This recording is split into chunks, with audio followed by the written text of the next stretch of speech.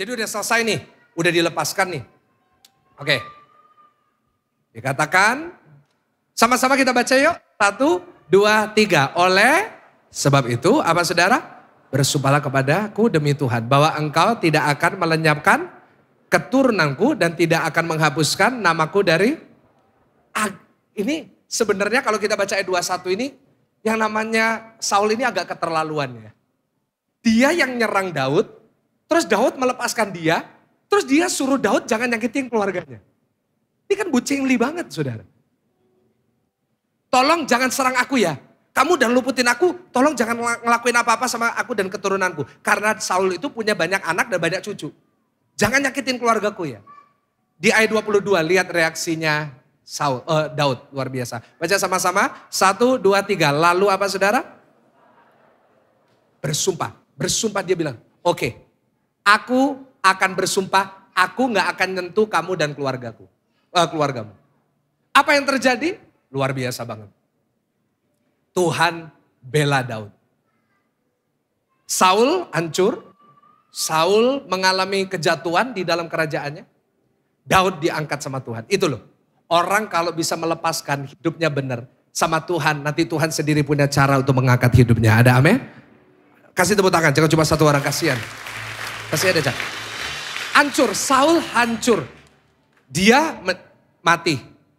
Yonatan anaknya mati. Semua anaknya mati. Cucunya dihabisin semuanya. Ayo. Lalu Daud diangkat. Daud jadi raja atas seluruh Israel. Lalu satu hari Daud lagi di istana. Daud bilang gini sama pegawainya. Coba carikan buat aku, masih ada gak keturunannya Saul? Anak atau cucunya, masih ada gak? Dicari nih sama pegawainya. Wah, dicari. Nemu 1. Sisa 1 keturunannya Saul. Sisa 1. Jadi ceritanya itu Saul dibunuh, Yonatan mati. Anaknya mati semua dibantai. Cucunya dibunuh semua. Sisa 1 cucu waktu itu masih bayi. Just a baby. Nah, waktu susternya anak ini lihat semua kakak-kakaknya, papa, om-omnya semua dibunuh. Diambil bayi itu dibawa lari. Nah, tapi waktu lari, larinya kecepatan.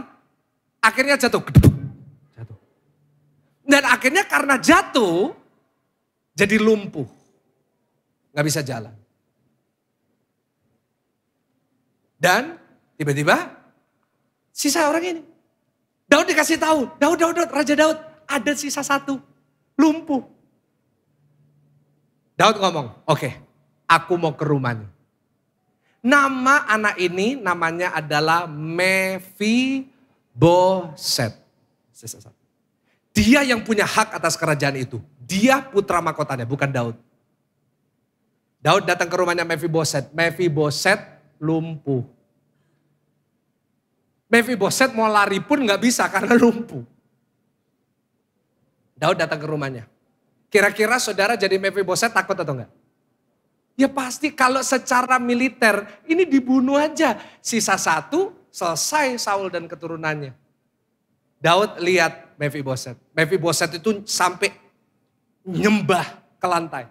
Dia bilang, aku ini anjing. Kenapa Tuan Raja ke rumahku? Aku ini seekor anjing. What do I mean to you? What are you doing here? Dia sambil takut. Dia ngerendahin dirinya. Daud bilang gini. Kamu adalah anaknya Yonatan. Anaknya cucunya Saul. Semua yang punyanya papamu. Semua ladang, semua properti yang disita dari papamu. Aku balikin sama kamu. Dan mulai hari ini kamu anaknya raja. Mulai hari ini kamu gak makan di rumahmu yang sederhana ini. Mulai hari ini aku bawa ke istana. Setiap hari kamu makan sehidangan dengan aku. Aku memulihkan kamu. Boleh gak kasih tepuk tangan buat Daud? Keren gak? Keren. Seharusnya itu dibunuh aja udah selesai. Tapi enggak. Dia bisa melepaskan, dia melakukan yang benar. Tapi ada sesuatu yang luar biasa. Kenapa dia ngelepasin Mephiboset?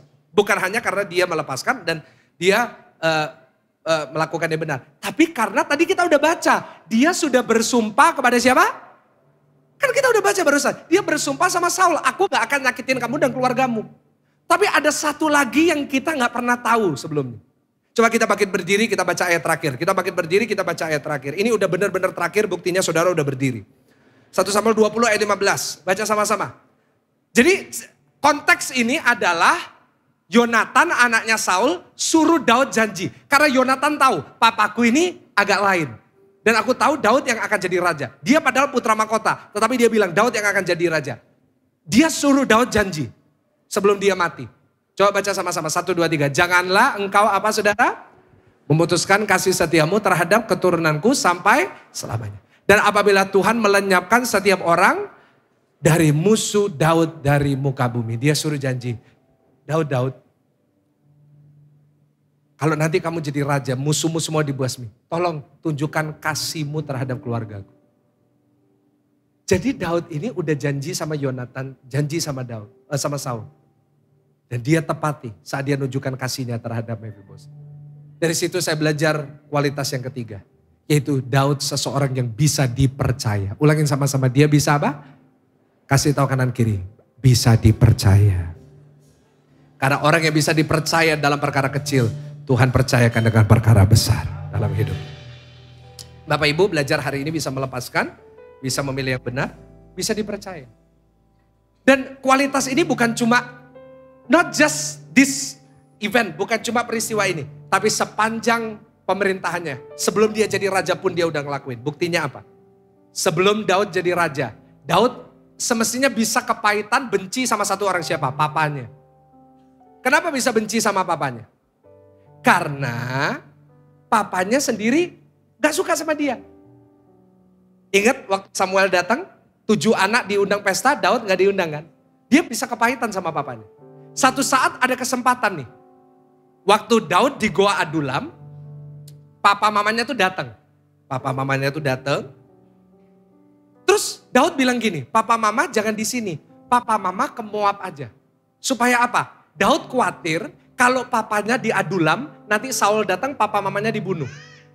Iya ini anak saya, thank you sayang ya papa. Ya karena anak saya Tiffany ikut ibadah pertama kali. Sampai mana saya tadi ya, karena anak saya sendiri. Iya papa, mau naik sama papa di sini? Gak apa-apa coba. Gak apa-apa boleh. Sini sama papa.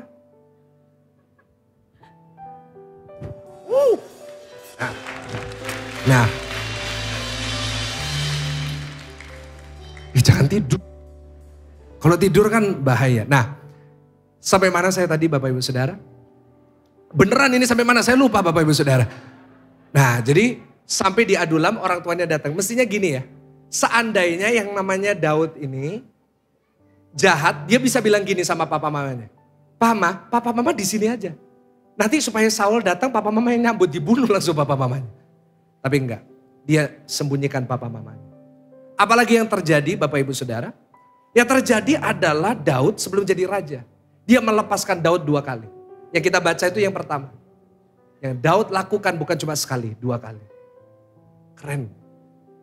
Dia seorang yang bisa dipercaya bahkan sebelum dia bisa menjadi seorang raja. Dia mengembalakan 2-3 ekor kambing domba. Dia menjadi pemain musik di istana. Can you imagine? Orang yang bisa dipercaya. Bahkan sudah jadi raja pun dia bisa dipercaya. Sebagai raja dia bisa dipercaya kenapa? Dia bisa melepaskan anaknya namanya Absalom. Absalom mengejar papanya. Tetapi dia melepaskan pengampunan terhadap anaknya. Dia melakukannya benar meskipun dia pernah salah. Dia jatuh dalam dosa dengan Batsheba. Tetapi kita melihat dia tetap melakukannya benar. Dia bertobat di hadapan Tuhan. Dan yang ketiga dia mengasihi Mephibosheth. Karena itu Daud 3 kualitas ini yang membuat dia dipilih sama Tuhan. Saya mau beritahu sama saudara. Itulah sebabnya Daud itu yang akhirnya menjadi keturunan di mana Tuhan Yesus dilahirkan. Tuhan Yesus disebut anak Kenapa? Karena Yesus sifatnya persis seperti itu. 1, dia bisa melepaskan.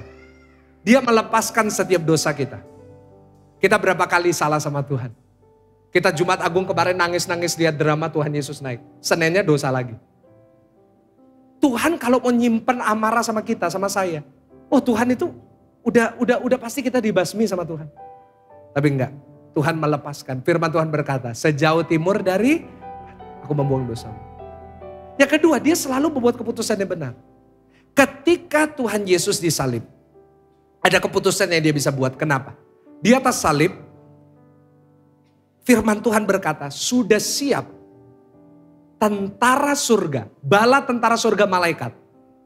Itu untuk menghancurkan manusia. Seharusnya kiamat datangnya itu pada hari Paskah. Karena manusia yang Tuhan datang ke dunia menyelamatkan manusia, justru manusia yang menghukum dia. Tetapi Tuhan Yesus membuat keputusan yang tepat meskipun menyakitkan. Dia bertahan sampai akhirnya. Dia bisa aja bilang, cut, maksudnya malaikat, cut, ayo bunuh semua manusia. Tapi dia enggak. Dia mengampuni, dia menyelesaikan tugasnya, dia melakukan yang benar. Sehingga saudara dan saya hari ini bisa punya hidup yang kekal di dalam nama Tuhan Yesus. Dan yang ketiga, Tuhan Yesus juga bisa dipercayakan. Firman Tuhan berkata, apa yang sudah dijanjikan Tuhan terhadap orang Israel, terhadap kita orang pilihan Tuhan.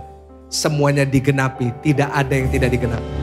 Saya mau katakan sama saudara, apapun yang dia sudah janji, kalau dia sudah katakan, dia pasti bisa dipercaya untuk melakukan dalam hidup saudara. Kasih tepuk tangan yang paling meriah.